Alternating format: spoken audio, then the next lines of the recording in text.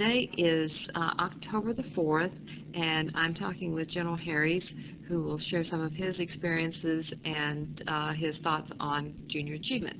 So, General Harries, thank you again for letting us interview you to talk about junior achievement. Could you give me a little bit of background on when you first became involved with junior achievement and how you got involved? Who might have been the person that asked you to get involved? I first found out about, well, I'd heard of junior achievement. I didn't know much about it, but in earlier years. But very soon after I retired from active duty and came to work for USAA, which was, virtually a matter of, well, almost immediately. I just took a short vacation and then started work a month after I retired from active duty. And right after that, my boss and predecessor as CEO and chairman at USAA, Robert McDermott, General McDermott, told me that he had been asked to serve on the National Board of Junior Achievement.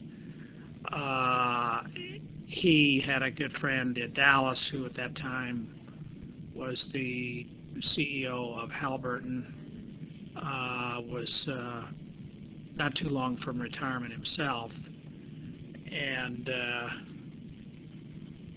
let's see, the other person was the guy who was CEO of ARCO, and both had been chairman of the Junior Achievement Board. One succeeded the other, if I remember right. And they wanted Chairman McDermott to serve on the board. Well, he too was approaching retirement, and was at retirement age. In fact, that was, I think, the year of his 70th birthday. But he suggested that they might want to ask me.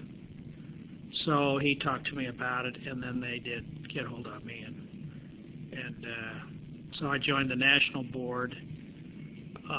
Seemed like a good idea. The program, of course, I've always felt strongly about as an important thing for people in the business community to support and to foster, because one of the most important things we can do for the continuity of our companies and our communities is to build a strong, well-educated base of future leaders. And junior achievement is one of the best ways and one of the most cost-effective ways to do that. And so became involved. Shortly after that, I found out, well, I decided I probably needed to know more about junior achievement, and so decided the only way to do that would be to become more involved with the local junior achievement organization, Junior Achievement JA of South Texas. Well, when that happened, I learned that they were in a lot of trouble. They owed the national organization over $100,000. They had not been able to raise enough money to cover the expenses of operating the number of classrooms that they had committed for, and so forth. So that the person who was leading the organization ended up being retired or changed by the end of the first year, and pretty soon we were in although I wasn't a member of the local board yet, pretty soon we were in a local fundraising campaign to try and pay off the debt to the national organization, get the local chapter on its feet and going again, which eventually we did. But that was one of my first introductions to the fundraising experience in private life that I had, and it was at a very difficult time, because a lot of people may remember, it's easy to forget things like this, but in 1990 and 91 we were still suffering the effects of the so-called Sunbelt Depression, and San Antonio was pretty hard hit by that recession, and business community was really tightened up. Building, all local building had stopped. Office vacancy was very high. So people didn't have a lot of money to use for philanthropic and not-for-profit support in those days. So anyway, we did raise some money. I teamed up with George Irish, who was the publisher of the San Antonio Light at the time, since his move to New York, and is an executive with the Hearst organization, which owned the Light. And between the two of us, he introduced me to a lot of people I needed to meet anyway. We got that job done, and not too long after that, I was on the board of the South Texas organization, later became chairman, and continued to serve on the national board.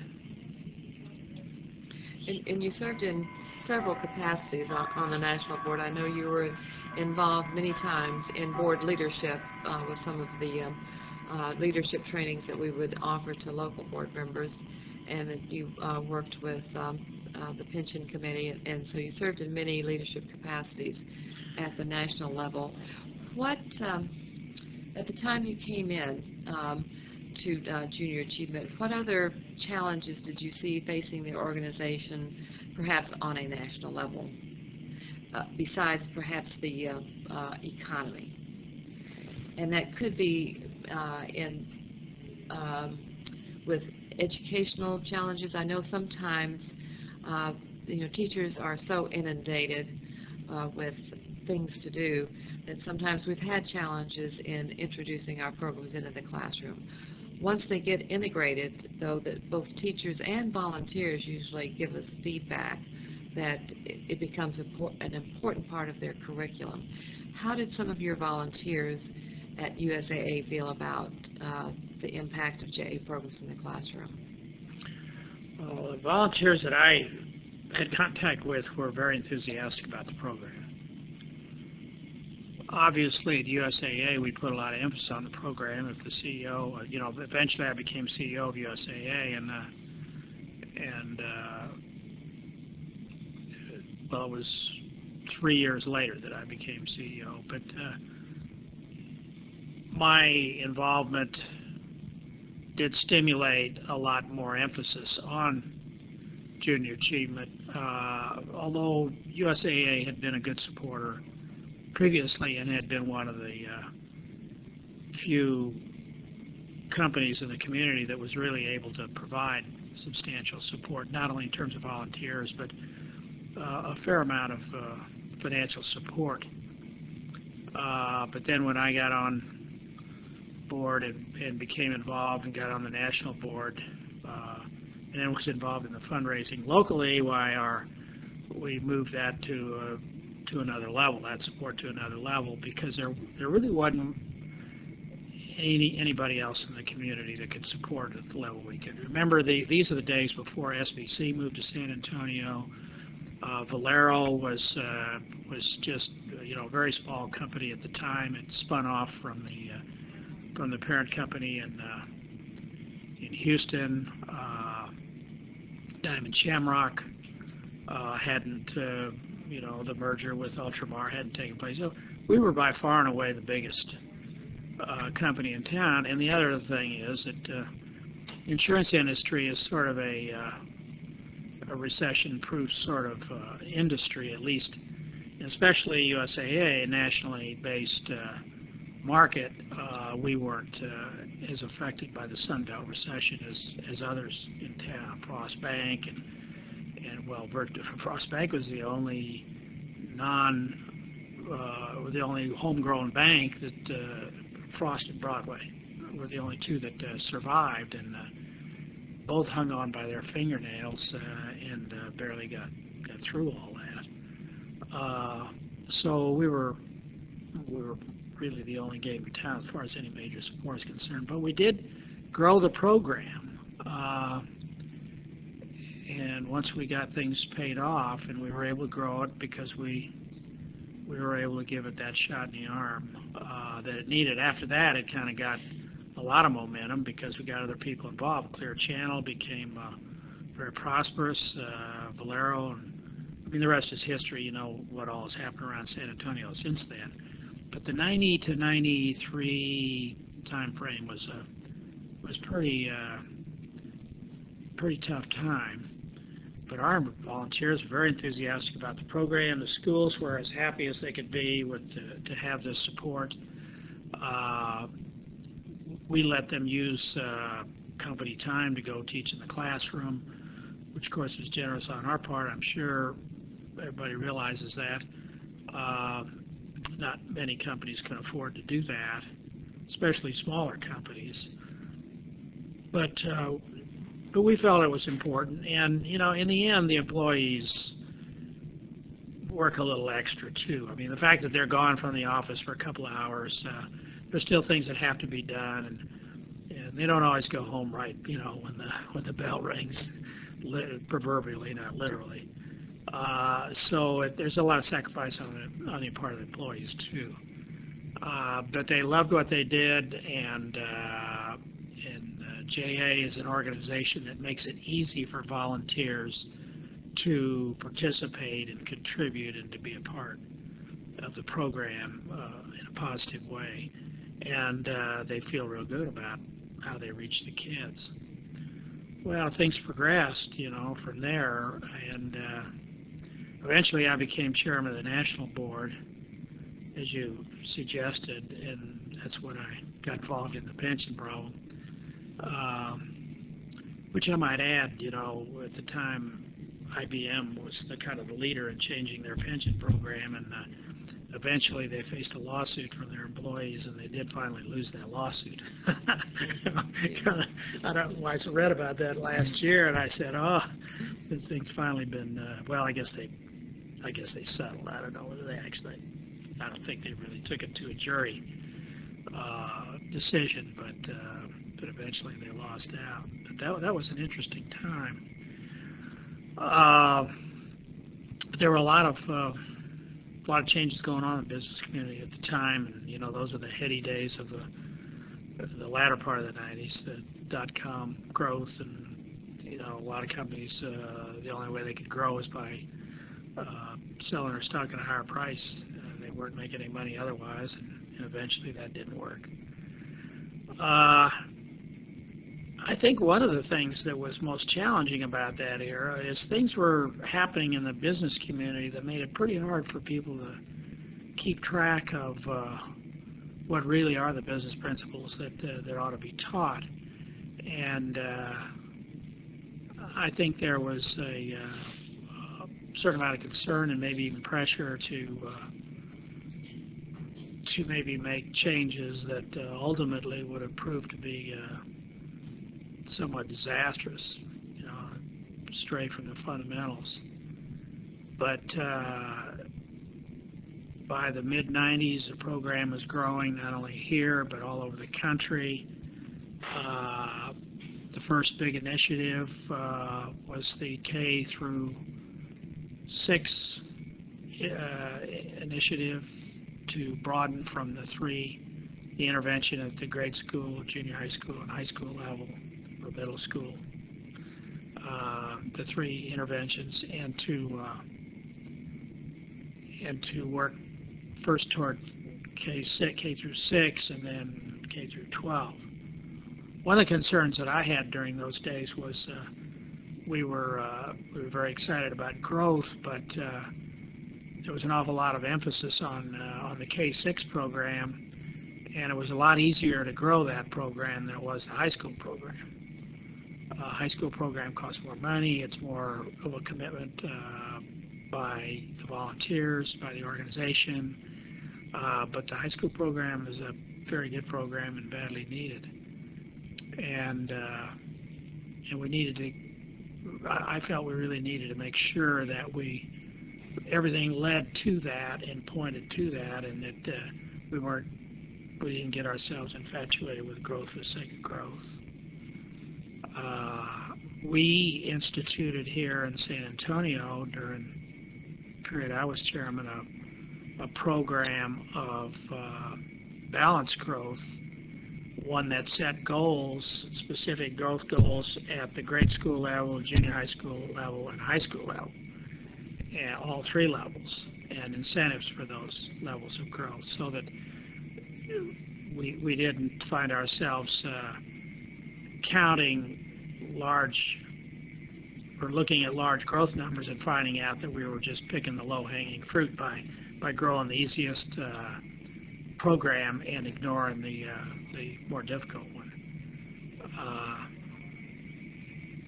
Another challenge that the program, I'm sure, faces today, did then, maybe even more so today, I don't know,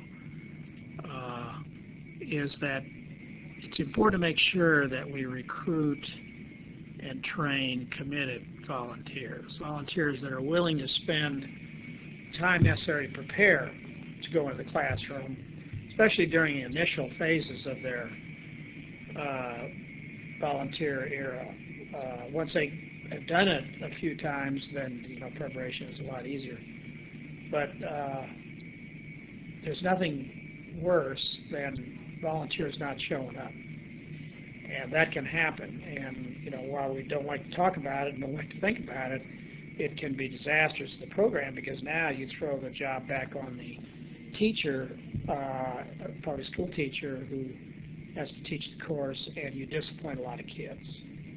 And we're trying to teach kids a lot of things besides just the course material. We teach by example, as always, and we don't set a very good example when we don't show up and we disappoint. Because one of the strengths of the program is the fact that they look forward to having somebody from the outside come in and tell them about what the business world is like, and teach us program from a viewpoint of somebody who's not teaching school all the time, but is out in the business world. If I recall, General Harris, you were directly involved in the classroom with some of the classes too. Yeah, I did. I didn't do as much in the classroom as I would like to have. It was kind of hard. My biggest problem was I couldn't, I was not master of my own schedule. As a CEO, there were a lot of things that happened because it was time for them to happen, and I didn't control that. So I didn't want to get myself committed and then be one of these guys that didn't show up. I always felt that we overlooked a great opportunity, and we have overlooked it, and there may be some franchises doing this, I don't know, but people whose time is scarce and can't be depended on to teach a regular course, but would be valuable assets in the classroom, could be invited as guest speakers, and I did that a couple of times, and I was willing to do that frequently. But that's kind of hard to schedule, and it's hard to work that into the program. But I think we could do more about making that easier to happen. But and I know we still struggle as an organization to we've talked about ways that we could bring the volunteer into the classroom via videos or through technology. We've had some success with that, but it's still limited because there's still, most people still say that that direct person. Yeah, the videos. You could have a local guy be in the video, but as far as that goes, you could go get the CEO of IBM and put him on a video too. So it's hard. There's no substitute for the personal appearance. There really isn't, especially of a local leader that they read about in the paper every once in a while, and they see at community events and that sort of thing. When you look back at your tenure with Junior Achievement as a leader, what are the things that you feel are, that you're most proud of? Well, I guess the first one is that how we got the South Texas organization turned around, and what we were able to achieve in the next several years, a fairly short period of time. We really achieved some great growth, and pretty soon we were getting the national awards, and we were one of the top I use the term franchise areas. Some people don't like that term. Top areas in the country, and that was a long ways from being over $100,000 in debt and almost out of business. So that's probably the one that I'm most proud of.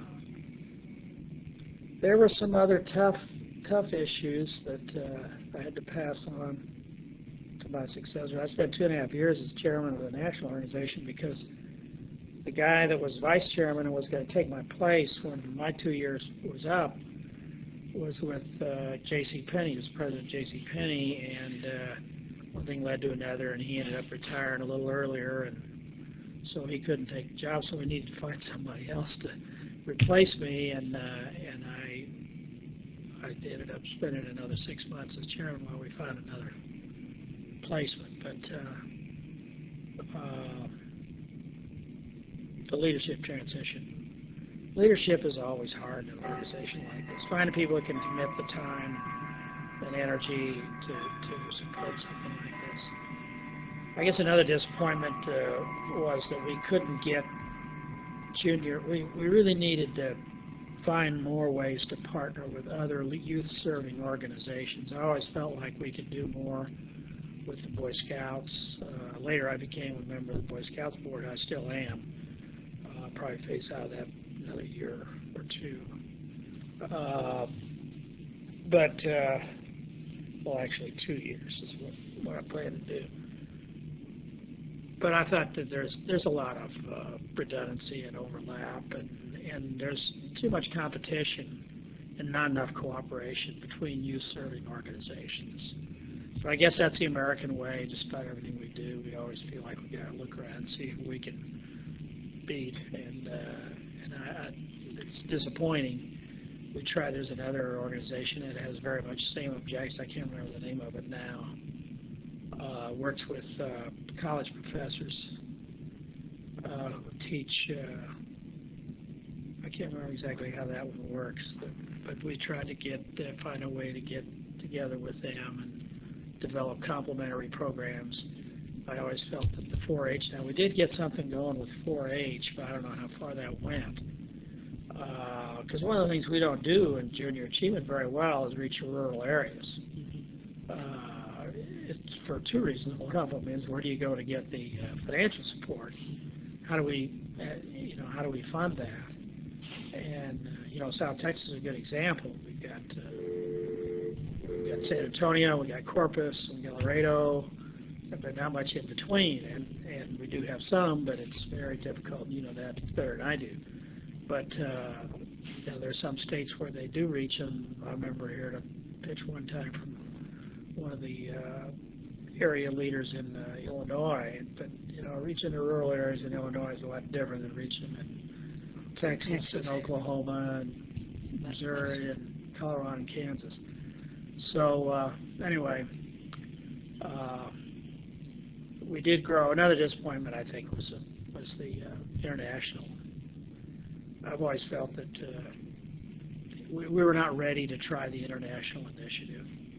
We were infatuated with the fact that the wall had come down, and we felt like we could make a big difference in these countries. But these are countries that never really, actually, had ever experienced democracy, much less capitalism, and they were just, not ready. We would have had to fund, and actually, I suppose to a large degree, actually did fund the program. There was some State Department help, but we've got too many needy communities in this country to reach without, trying to. If there was some other mechanism to generate financial support for it, why, that'd be fine. But I'm afraid that we lost some traction during those late 90s, trying to go after the international program that we should have applied to our own national program. As we look into the future at both business and education, and knowing that we live in such a rapidly changing world, what do you think will be the greatest challenges for junior achievement? And I guess what I'd like to ask too is just what would be some of your recommendations on what we should really focus on? Because you're right, we have to, put our time and money into where we can make the biggest difference. And with those challenges of both business and education growth, how do you think that will impact us? Well, I think, there was a popular saying around the business community a few years ago, and people were using the expression, we got to remember that the main thing is the main thing. And the main thing at junior achievement is education. And course materials, very important. And I think there's a tendency for the senior leadership to think a lot about marketing and fundraising and all kinds of growth and everything else, and not spend enough time thinking about the fundamentals in the course material. In many of the speeches I was asked to give, I described in my mind the idea that if there were no junior achievement in our school systems today, and we tried to invent it, if a group of businessmen got together like they did what it is almost 100 years ago now, and tried to invent junior achievement, and went to the local school system, and said, here's what we'd like to do. We'd like to help you out in school, and here's a program, and we present a program exactly like junior achievement is. They'd laugh at you and tell you that there really isn't any way they could do that. There would be so much politically influenced resistance to doing that. I mean, you just wouldn't be able to make it happen. So you think about what a valuable asset we have, because it is already there, and it's easy, we found, to build on it. All you need is volunteers and money. Now, volunteers and money don't mean anything if you don't have good course material.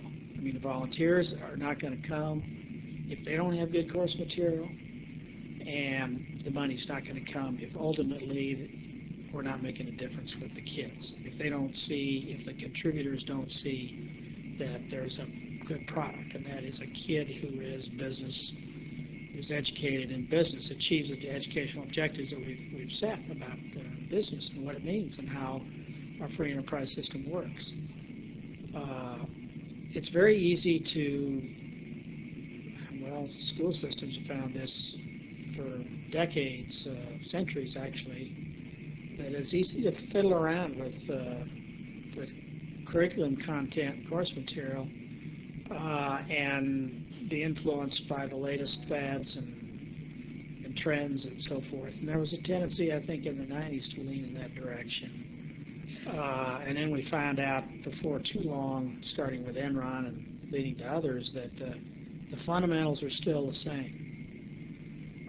The dot-com fad was not really going to change the business community. It was going to change it, but it wasn't going to revolutionize it in the ways that were thought. Revolutionize it in different ways, but not in the ways that were thought. Revolutionize it in some very fundamental ways. I don't mean course material never changes. I just mean that we need to have some very thoughtful people. We need to be willing to spend money on getting the best minds available to work on course material and development and the updating and improvement and upgrading of course material. So the main thing is the main thing, and that is educating kids so that when they go to college and beyond, what they learn in grade school, junior high school, and high school sticks with them. And it will stick with them, whether it's wrong or right. I reflect back on things I learned in junior high school and high school all the time, and that was 60 years ago. And similarly, I say that about the Boy Scouts. And that's a program that had a lot of influence on my life, as did many of the teachers I had in school. And I know that later generations of kids grown up or have been influenced by their junior achievement instructors, where they're lucky enough to have good ones, and where they're lucky enough to have junior achievement, period. There wasn't much of it. When I was in school, it was an after-school program, competed with other after-school programs.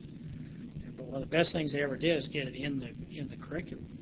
That was one of the real triumphs of junior achievement.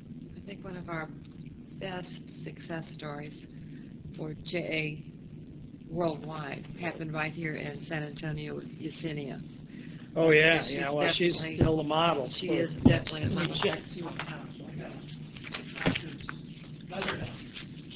Is that 2:15, Susan? Yeah, you.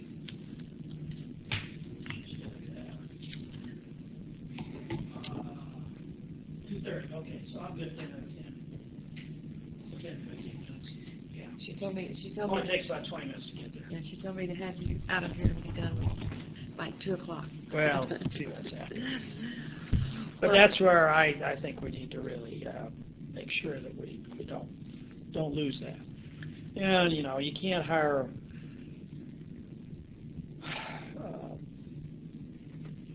college professors, spend all this time in the classroom, not doing anything else, to run junior achievement. But you got to make sure that you got some people in the curriculum department that really are good. And the leader,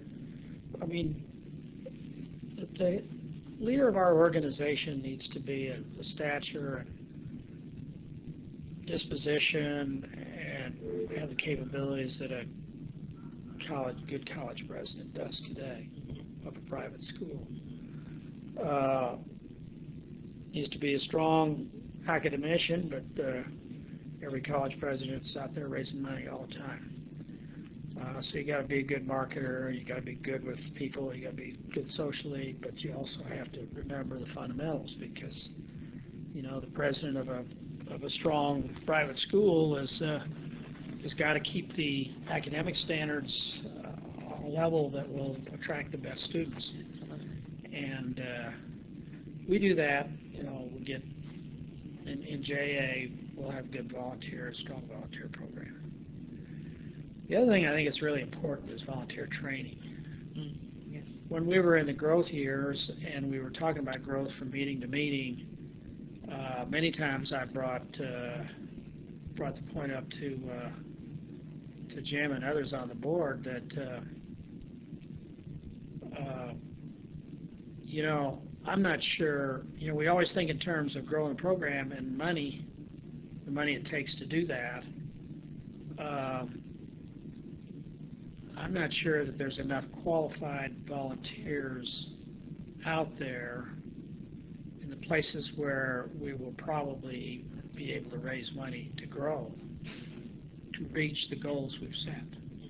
And we never have ever, I don't know if that's been done since then, but at that time we'd never looked at that issue. And the knowledgeable people that I discussed that point with unanimously agreed that that's the people who had their feet on the ground and spent a lot of time with the local organization or in the classroom themselves recognize that there is a limit to qualified, talented volunteers who could deliver the program. Now, certainly what it takes to deliver a program at grade school, junior high school, and high school are three different things, three different levels. I've got kids that teach school, a son who teaches in middle school, a daughter who teaches special ed in high school, and they both had a lot of teaching experience, and a granddaughter who's now starting special ed. So I hear a lot about what goes on in schools these days. And then I got another daughter who teaches horseback riding to kids. She runs an equestrian center. So they're all involved with kids. And I know, it takes different levels of understanding and skill and talent. My son will argue that the most important time is middle school. So if you don't reach kids in middle school, that's when they drop out. That's when the highest dropout rates are. And that's when they start getting in trouble, too. When they start getting to doing things that they ought to be doing. It's just about the middle school level, although I'm not too sure whether that's getting pushed into grade school the way things are going in our society. But in any case, it's a constant struggle between other, what we're trying to do with the program and other influences. But, most kids want to be good, and then most kids want to prepare for wholesome, positive adulthood. And, but they don't want fluff. They want some substantive content in what they get in school. And I think back to our programs and that volunteer that comes in from the outside, it lends so much relevancy to what's being delivered. Yeah, it really does. Well, General Harris, thank you very much for your time. Well, I hope for your that's helpful. comments. It's very helpful. And we thank you again for what you've done for junior achievement over the years. Well, I hope so. It was a interesting time to be involved in the program. I guess it was about 12 years or so. I guess it was the time I started, 1990. I think I went to my first board meeting in 1990. And I did put a lot of time into the organization. It was a lot of work. But it grew a lot. We moved it ahead, and I think from what I'm hearing, it's doing well now. And there's, like I say, this is a invaluable asset. We could never invent it or reinvent it. But kids need to understand how this business world works, because I heard a guy calling in on talk radio just a little while ago on NPR. He was giving whoever the guest was on the program being interviewed a hard time, because he was arguing that the reason that people in the third world countries are poor is because we exploit them. And I thought to myself, I wonder where this guy's been. Before we went to those countries, those people were not very well off. They were a lot poorer than they are. They may be poor now, but they were a lot poorer before we showed up. The only reason that they appear to be poor is because the rich guys came to town. We didn't know we were poor till we saw a rich guy. So I thought, what is this guy thinking? We made them poor to bring them down for some level of riches. Oh my, but then it's people who have those distorted views of what the business world and economics are like. And when I grew up, economics was a dreaded thing, and nobody wanted to teach it. I remember the economics professor we had when I was at the Naval Academy was just so bad. It was like, to qualify to be an economics professor, you had to be completely inscrutable and dull. Nobody could understand you, and you couldn't make it interesting. Or a coach.